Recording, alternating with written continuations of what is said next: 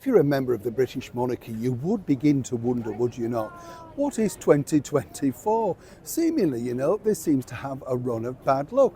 First off, we had His Majesty the King with his health issues. Then, of course, beautiful Catherine, our Princess of Wales, still undergoing, of course, preventative treatment.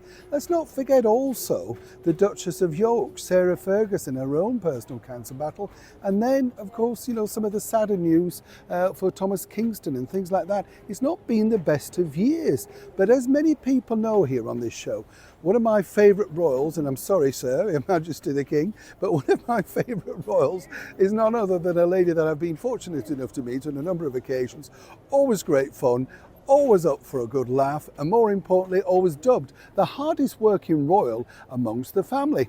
Now, as many people know, there's been some sad news to report, so just thought I'd quickly update you on what we know so far.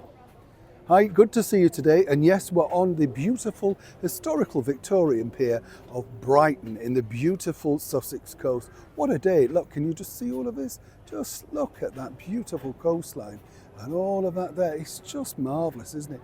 When Britain has this gorgeous weather, you really, well, apart from, as Noel Coward pointed out, mad dogs and Englishmen go out in the midday sun, and we told you the other day, what do you mean you're a mad dog, Neil? I know, but it is boiling here, and apparently going to be hitting 30, which I know means nothing to many people in the more luxurious and heated parts of the world.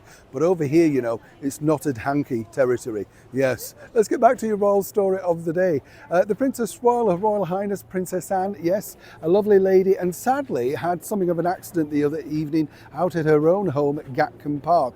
Now, details as at the time of recording this are very sketchy. All we can tell you is that she still remains in hospital, as I say, at the time of recording this. And apparently it wasn't a dramatic sort of fall. We're not even quite sure yet what it was. Now, as one can imagine, knowing her so well, naturally having to put a call in, and they're very limited as to what they're willing to tell the media. But there's no cause for alarm apparently, fully conscious, and now just being kept in hospital for overnight sort of observation, things like that. There could be a second night, in fact. Very worrying, of course, because as we know, she's the hardest working royal, and at 70 plus, doesn't like to be reminded of that. I wouldn't be dare mentioning it if she was in front of me, you understand.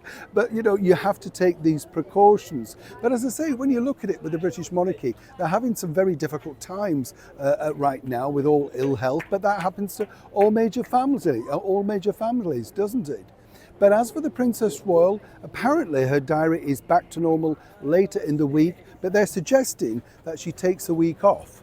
Now, whichever doctor has the bravery to step forward and suggest that, I think you're very brave indeed, because apparently she's itching already to get back to work, doesn't necessarily want to reschedule anything, and doesn't want to disappoint all those wonderful people that come out and support her many charities, as she does indeed. Sometimes, let me tell you, up to 5 personal visits, duties a day. That's an incredible amount, but that's what makes her the hardest working royal inside the British monarchy. So from everybody here on the channel, I know I often say this, but for everybody who's going through this as well, let's all send our very best wishes to the Princess Royal, Her Royal Highness Princess Anne, and of course continues good wishes to Catherine, the Princess of Wales, and His Majesty the King, plus of course Sarah Ferguson too.